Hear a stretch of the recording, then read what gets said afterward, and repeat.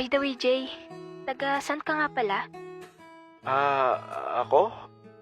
Ano, sa Caloocan? Hindi ko alam bakit ko sinabing taga-Caloocan ako kahit taga-QC lang naman ako. Siguro, natakot lang din ako nun na baka malapit lang siya sa akin. Caloocan. Taga QC lang ako. Sabi na eh. Feel ko kasi malapit lang siya sa akin eh.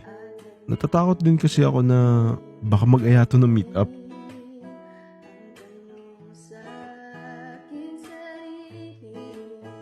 Isang taon na kami ni Kimiko.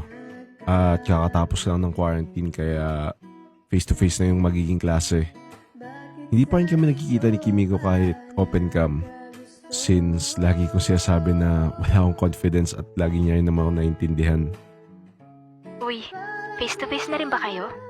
Oo. Kayo? Oo, face-to-face na din.